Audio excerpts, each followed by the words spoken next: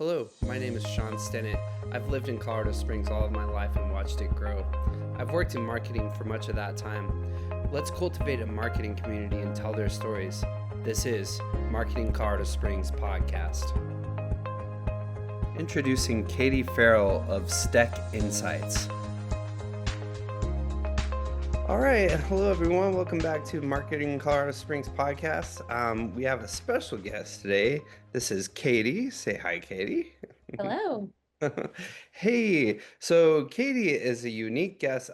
She actually works with me with a company called Steck Insights, who powers this podcast. I know I mentioned them sometimes, but yeah, so we work together as contractors with them, and she is an SEO specialist, and so we're gonna have a special emphasis on SEO. Katie, would you mind introducing yourself and kind of some of your background and just a brief introduction about yourself? Sure. Yeah, I've been in the digital marketing space for about 13 years now, working from home before the pandemic.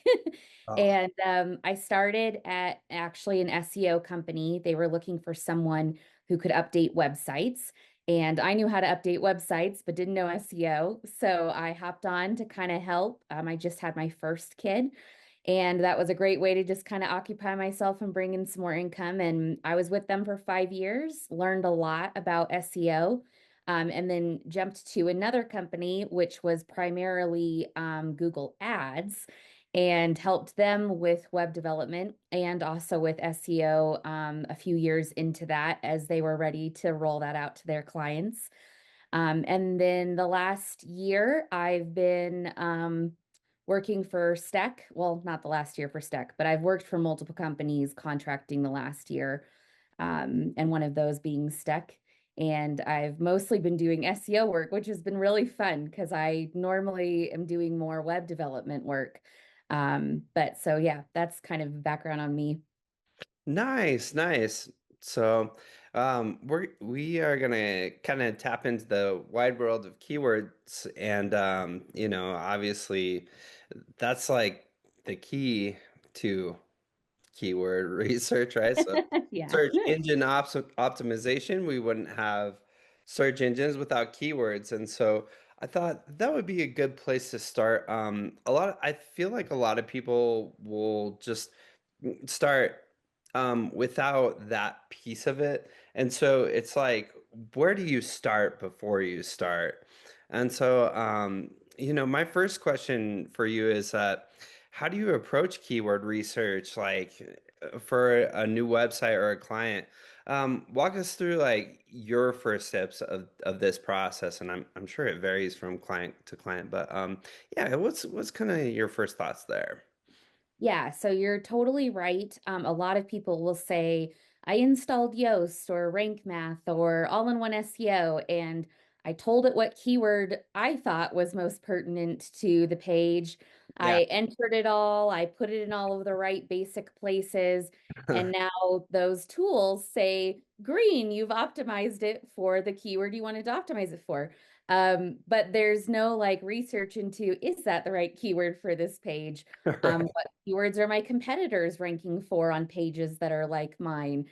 Is there any search volume at all around the keyword that I picked? And more specifically, in my area, if I'm a local business. So there's a lot of questions to ask, and you definitely want to know what keyword you should be targeting before you go and optimize your pages. Yeah. So the first thing I like to do is I go out to Ahrefs and I pull a site explorer report, Hmm. which basically is going to give me all of the quick stats of the report. And specifically for keywords, they have a keywords report. So they're going to immediately tell me this is what keywords their site is currently ranking for. This is Hmm. the search volume around it. And then I basically add all of the keywords to like a list. I start compiling a list in Ahrefs. So now we've got the keywords that they're currently ranking for, but that doesn't mean that that's all the keywords they should be ranking for. Lots of times I'll see sites that are not optimized well, and they're only ranking for branded terms, like they're just their business name. They're not actually ranking for any of the services, or anything like that that they should be, that people would search for when looking for a business that would provide that service. So then what I do is normally there will be like one or two keywords, or I've talked to the client about what their primary services are, and that gives me an idea. So let's say a landscaping company, they say, well, we install grass or turf, or we do lawn mowing, or we do pavers, or we build patios, all that kind of stuff. Hmm. So I can go to Ahrefs and I can do some keyword research in a totally different place and just plug those in as naked or generic keywords. So just landscaping, or landscaping company, or I've seen some jokes before about SEO where it's literally like 20 things, 20 variations of the one keyword. You can come up with a ton of them. So I kind of Right. like spitball it real quick. What are all of the variations that might be of landscaping real fast? And then I have it pull a report for me, and it says, these are the actual search volumes across the country, for those terms by month. And Nice. I'll select some of those and add those to the list. Then it'll tell me, like, okay, these are also search terms we would recommend that are around those keywords. So then it's going to tell me, oh, well, you thought of landscaping, but you didn't think about plant maintenance or whatever. And so I'll say, yeah, that is actually a service that they do. Add that to the list. Hmm. Um, and then it'll say things like others also rank for, or additional variations or questions that people ask. And I will pull up all of those and add them to that list. Then I'll go back to that list, and then I'll actually ask it to tell me again what it would suggest. Hmm. Because now that I have kind of a broader keyword base, it's going to give me more suggestions. So once I feel like I've exhausted all of those possible things that I can think of and that Ahrefs can give me, and you can use lots of tools. There's Sure. lots of them out there. Moz is probably another one people are familiar with. Uh-huh. Um, then I will go and I'll find like what the top ones were, and I will go out and actually Google it for the area. So in like an incognito browser, if it's a local business. Sure. Um, Actually, if it's not, even if it's a local business, there's a different aspect to it with local. But even if they're a national company, I just want to go and see who's ranking in that space. And so Ahrefs and other tools like that will frequently say, hey, these are who your competitors are, but they'll base it off of what you're already ranking for. Mm. And so that's not necessarily always accurate or helpful. So I'll go and I'll search actually on Google for those terms and see who's there. And then based off of like the top three that I continually see, over a bunch of those keywords, I'll go back to Ahrefs and run site reports on those competitors. And then I'll go into the competitors' keyword research and figure out, okay, what are they ranking for? Because they're ranking really well, for these types of terms. And anything that I haven't already added to that keyword list, I will then add to the keyword list as well. So it's like multiple avenues for figuring out what your client should actually be ranking for. Uh-huh. Um, it takes a bit of time, but that's kind of where I start. That seems like a great place to start. And yeah, there's so much involved with getting involved in the wild world of keywords. It seems like Yeah, um, I could see um, like clients getting pretty overwhelmed. But I mean, hey, if they have you working for them, they're probably like not swinging their shovel at this anyway. yeah, So, but a question I have to you is then like, how do you evaluate like a difficulty of a keyword or a competition? Like, uh, when are we trying to get too lofty? Just like for example, like qualifying for the words landscaping might be much more difficult versus like something in your local vernacular, like we're in Colorado Springs, so landscaping Colorado Springs, or yep, something a lot more specific, like um, lawn mowing services, monthly lawn mowing services, Colorado Springs. Like, how do you quantify like the difficulty of ranking for a certain keyword? sure. So, local and national is definitely different. If we're talking about local, it is a little bit easier because you've got the geo modifiers, like you were just mentioning. So, Colorado Springs. Hmm. So, after I've compiled those huge lists, if they are a local business, what I'll do is I use a spreadsheet that will automatically go in and apply that geo modifier to all of the naked generic keywords. And Hmm. then I'll plug that into the keyword research and Ahrefs with hundreds of variations. And I'll ask it to find me all of the local keywords. And then it'll spit back and say, hey, these are the local keywords of what you were talking about. And these are the search volumes. And then basically, I always will optimize a site with a geo modifier if that geo modifier exists, because we don't really want to be ranking for landscaping and competing against the entire nation. And we're not going to get like anywhere near page one for that term generically. But we have an opportunity when it's local and it's modified for the area.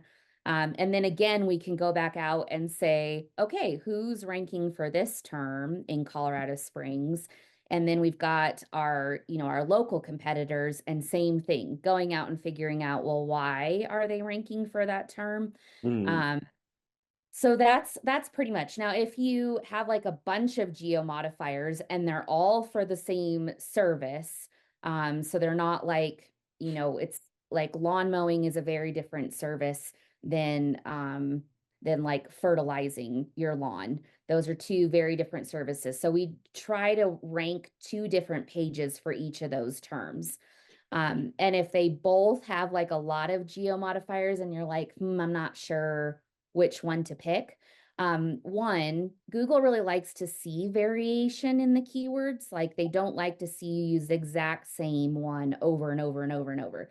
So you Right. can just naturally use some of those variations. But when you're choosing just one, you can see in Ahrefs, it will tell you the difficulty of the keyword, what the cost per click tends to be to get someone to your page to see it if you're doing Google Ads. And so you can look and you can identify and see, oh, it looks like actually no one's really competing for this keyword, and there's 50 searches in our area per month.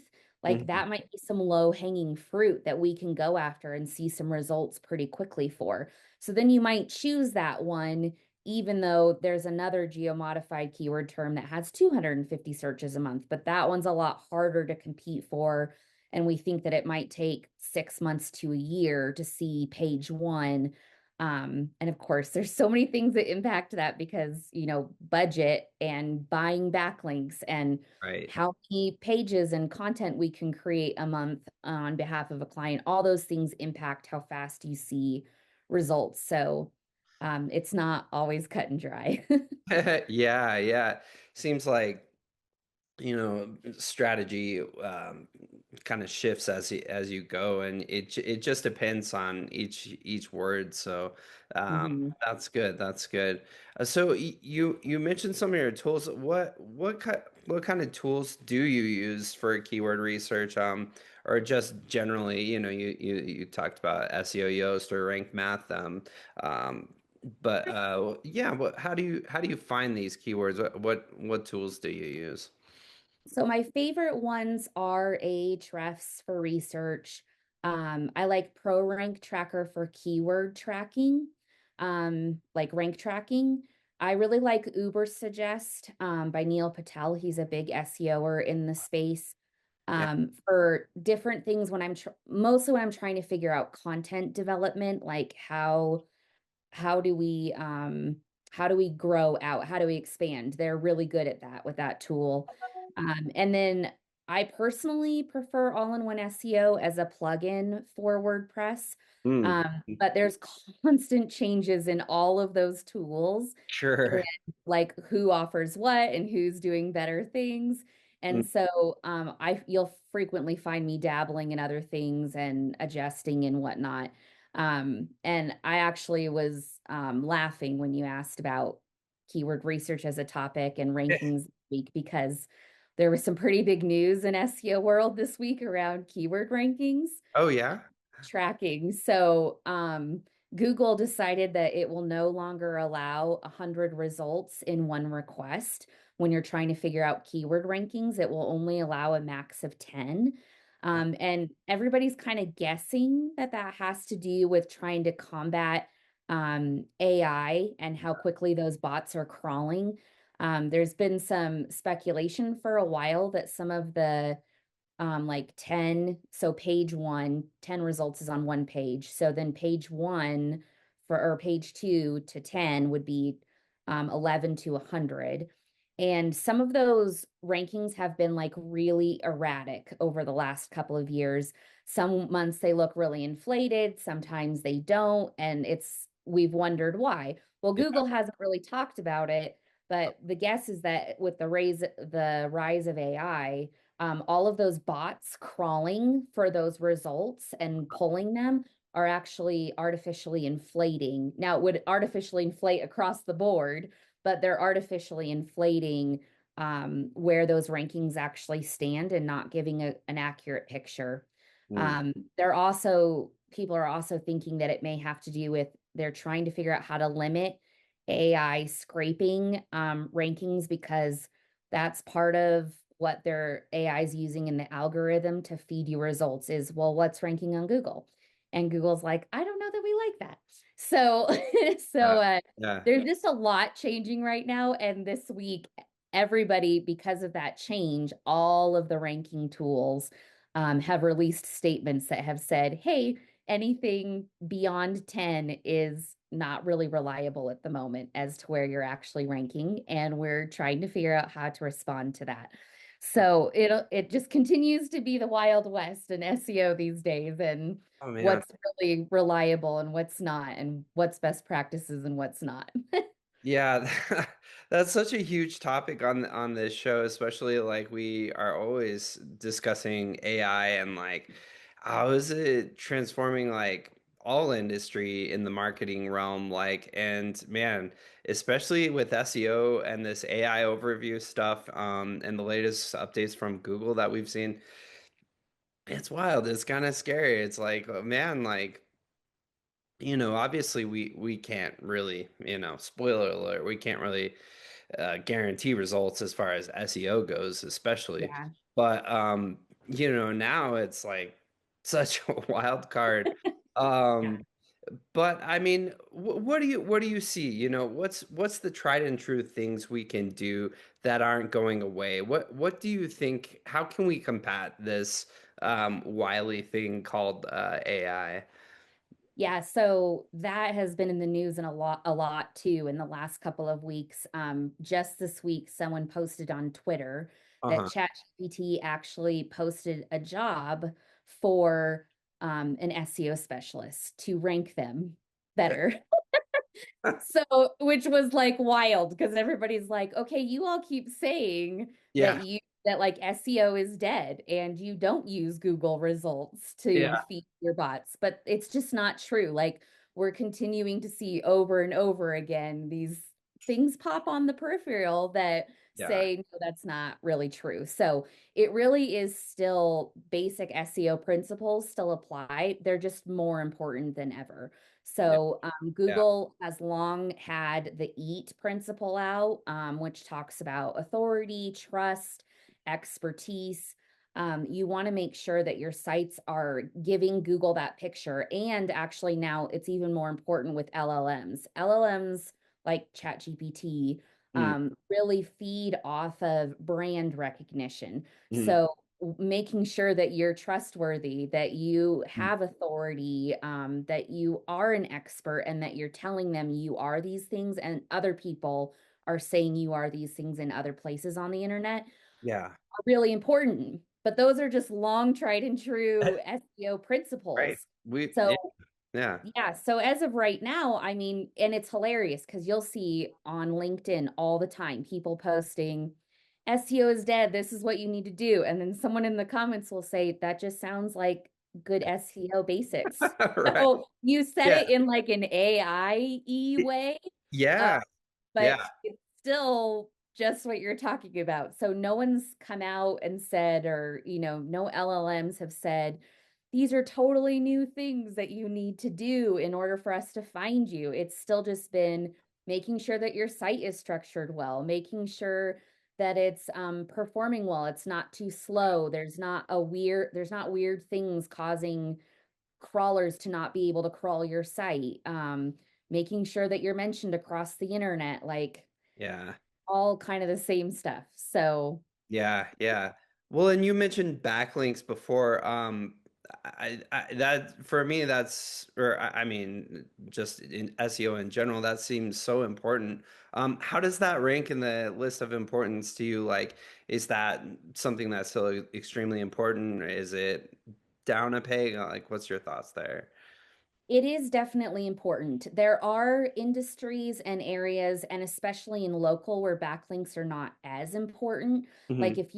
if you're in a small area, you offer a local service, and that you don't have a lot of competitors, Hmm. like we can probably rank you within a month on the keywords that you want to rank for. We can make sure that you're there, and it's not going to require backlinks. Yeah, But but the more competitive your industry is, the wider reach that you're trying to have, the more and more backlinks become important.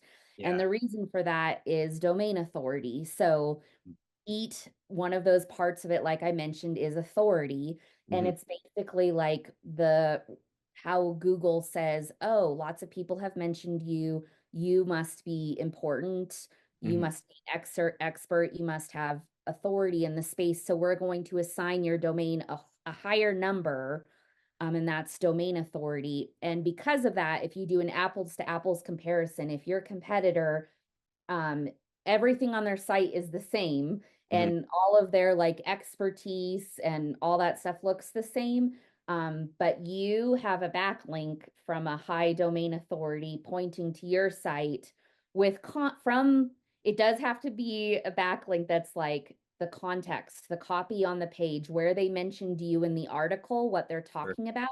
Hmm. It has to be something that actually has to do with you. So we're not talking spammy backlinks. That's not Yeah. what we're talking about. Okay. It has to be about landscaping. It has to be about, hey, you were mentioned in the Home and Garden Journal, and we interviewed you and you gave great perspective. And so we mentioned you and gave you a backlink. Right. Um, well, now you're ranking higher for every single keyword on your page, on your website over your competitor just because you got that backlink. Yeah. So there are lots of things where it's never like an apples to apples comparison. Almost never does everybody have the same stuff. And Right. all of them can move the needle in different ways, but backlinks are really important if your competitor is doing a really great job at all the same stuff you are, and you're trying to get recognized and trying to get higher and get better rankings. Okay. That totally makes sense. Yeah. What's so once we have our mind wrapped around keywords, maybe we have 5 or 20 that are Yeah. like in our tool belt that would be good to rank for. What's a good strategy to become this authority? It seems to me like you build static pages and maybe blog, and you're targeting a keyword per page or blog, or is that still best practice? I mean, what's your thoughts there? Yeah, it is pretty much still best practice. I think one really important step that people kind of miss is how important your sitemap is and the planning of what pages and blog posts you have on your site. So Mm-hmm. that goes back to what keywords you found. That goes back to how many pages does your competitor have on their site? How many services did they list? How many of those pages are ranking for specific things? Depending on that, I will come back to a client and say, hey, you currently have 5 pages on your site. One of those is a services page, and that one service page lists 30 very specific services that Yeah. honestly should be their own thing. So Yeah. we can keep your primary service page that's actually really good Yeah. and mention all those things, but then we need to be linking to those smaller service pages and build out those service pages one by one. And basically, how many of them I recommend has to do with, well, are there keywords that support that service? Is there search volume that supports that service? Do we Mm. think we can actually compete for that service? um, how much budget does the client have? Because it Yeah. takes time and money for us to build new pages and do the research and apply the best practices to that page. So that's kind of where I start is I decide how many pages should we have on the site? How many pages can the client afford to have on their site? And sometimes, I'll just tell the client, hey, if I had my way, this is what we would do. We can Yeah. do this fast or slow, Yeah. depending on the budget. So we can build all 30 pages this month if you have the budget for it. Right. And with SEO, it really is like the faster you can do things, the faster results will get because it takes a while for those things to brew, for Google to index those pages, Yep. for Google to realize, oh, you actually like have these things that you offer and comparing it to your competitors' pages and where you should be, like Hmm. takes time. Yeah.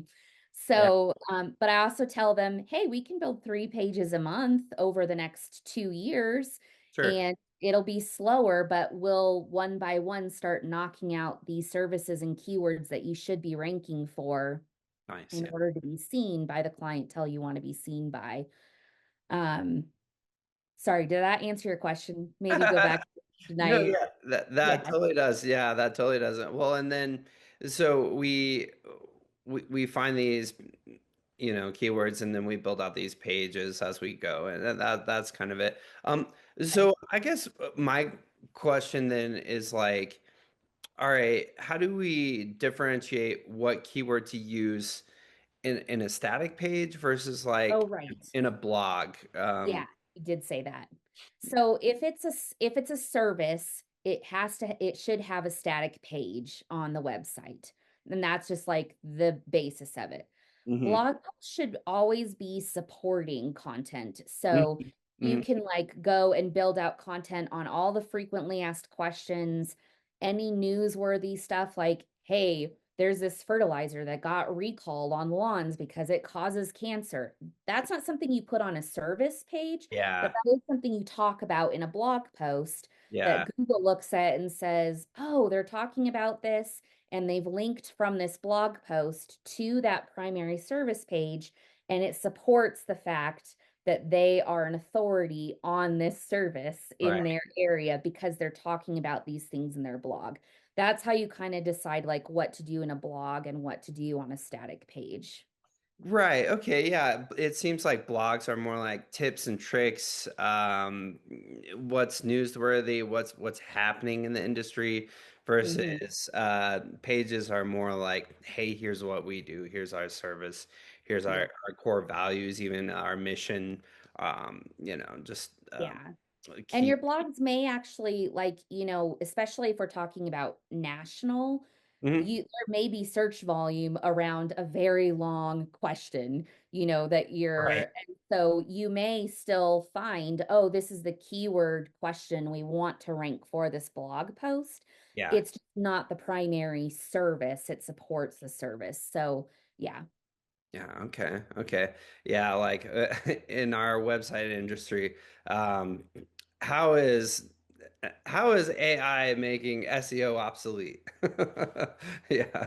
Yeah, exactly. Yeah, like as a blog post, I see what you mean. I was like, is he asking me another question or No, no, if no. that's Just right? Yes, just as a exactly. topic, right? Right, right. Yes. We don't need that to be a static page, but that is worth talking about. Yeah. Yeah. So when you have this lump of keywords, let's say, um, how do you decide like where to begin? Like, do you start with the most difficult ones, or do you kind of start with that low-hanging fruit stuff that we're talking about and kind of work your way up, or in the middle, or what's your thoughts there? Yeah, it depends on how holistic your SEO is. So there's lots of SEO agencies that only do SEO. They don't do design on a page. They Mm-hmm. don't do conversion rate optimization on a page. Hmm. They only do SEO. And in my mind, really, SEO is impacted by all three of those things. So my SEO tends to be a little bit more holistic. Mm. So if you can go and you can look at Ahrefs and it will tell you, hey, these are the pages and the keywords that are currently bringing in the most traffic for this client, like real time. They're already ranking for these. they're Mm, bringing in traffic. But mhm. if you look and see what their conversion rate is on that page, and it's like super low, it's like Yeah, nothing, then yeah, you're like, okay, we're wasting this traffic that they already have when we could be converting them into clients or customers.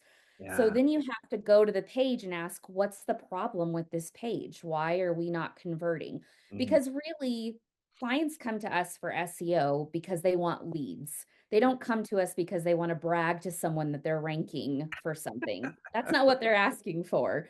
Right, right. So you can, as holistic SEO, say, hey, I could get you more leads if we improved the conversion rate optimization on your page. I Yeah. see these problems that you have when we compare you to your competitor. They're listing all of these reviews. They're talking about the recent case studies that they've done or the projects that they've done. Mm, There's a very clear contact form and a way to get in touch with you. There's nothing that's like really just like their design isn't distracting. yeah.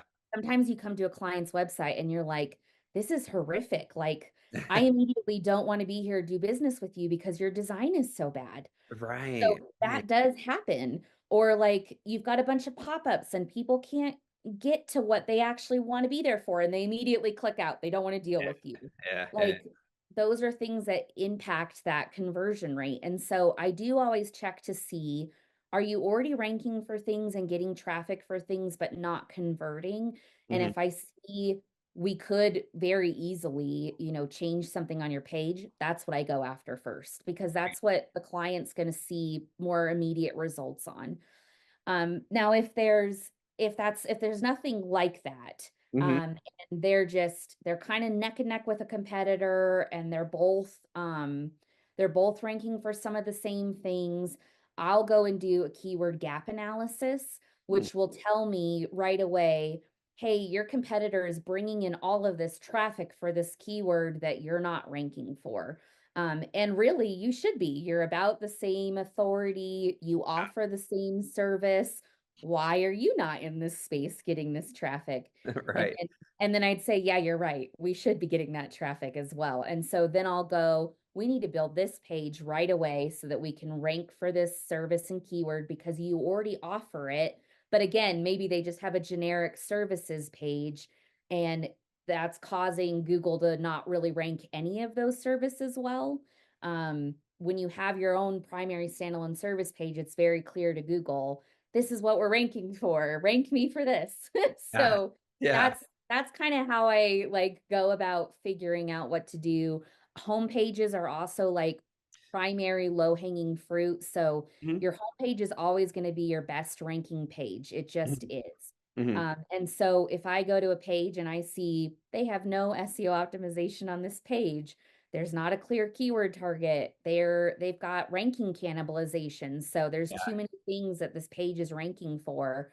Then I'll prioritize making sure that we get that optimized really well for whatever keyword we think that page should be ranking for or that business should be ranking for Mhm. overall. Like a homepage for a landscaper, you don't want to rank the homepage for lawn mowing. You want to rank the homepage for landscaper.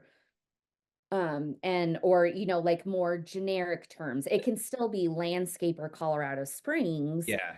but it's not, we don't go and plug in lawn mowing Colorado Springs to your homepage because that's It not who you are, yeah. or like landscape company Colorado Springs or things like that. So Right. lots of different ways to like look at what's the best place to start. Yeah, yeah. Well, and that's very helpful. On the homepage, we go with the broadest topic, and then we get the niches and some of the other peripheral pages from that list of services. That totally makes sense. You introduced a term that I'd love to clarify for our audience too, which is cannibalization. Uh, oh, I'm thinking of Halloween and Hannibal Lecter. What do you, I don't Yeah. mean that. What do you mean by cannibalization?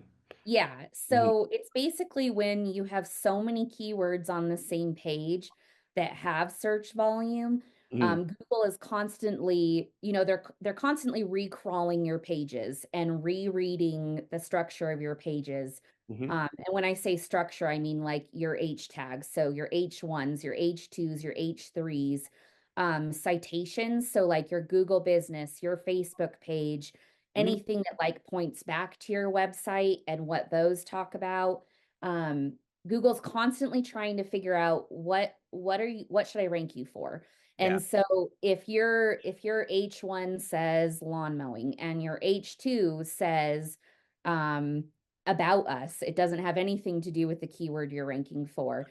And then another H2 says Colorado Springs, but then your H3 says another area, or like you're just kind of like all over the place. With the landscaping example, it would be you do want to list like your primary services on your homepage, but we don't want to link to like when I say link, so you might have like a blurb on your homepage that says lawn mowing and then it says read more. Well, Yeah. read more is a link to your internal lawn mowing page. That's what I mean by link. So you're Okay. telling Google, this is one of our primary services. Please add importance to this page because this is important. And it actually passes like some of your homepage rank juice, SEO juice to that internal page, and you raise its keyword rankings by doing that. So if we have 30 services and our page is like 3,000 words long, and we have lots of people we're talking about and services we're talking about, and sometimes um, so like blogs that like affiliate marketing that try to like get people to their pages just to read so that they can show them ads. Mhm. Google has started to penalize these ones more and more because it's like in one section of the website, they're talking about cooking. In the other section of the website, they're talking about landscaping. And Uh, Google is, what are you about? I have no idea.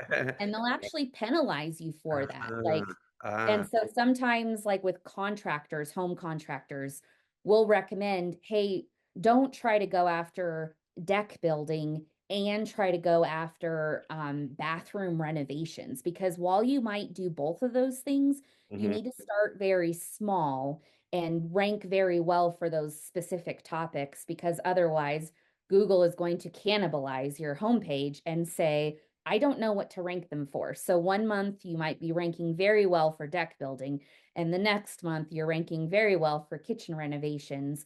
They're eating each other, and none of them are ranking very well because Yeah. Google is like, I don't know what your page is about. That's what cannibalization is eating Okay. the rankings where if it was just ranking your page for one thing, Google could very clearly say, oh, I'm going to rank you very well for this one thing. Yeah, yeah.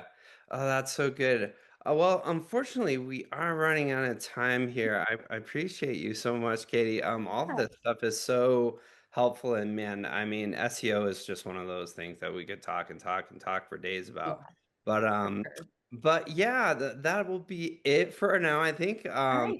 Well, as I always say when we're signing out, we're trending upward, Colorado Springs, and thank you so much for talking with me today, Katie. Yeah, of course. Thanks for having me. Yeah. All right. Have a blessed weekend. You too. All right. Bye bye.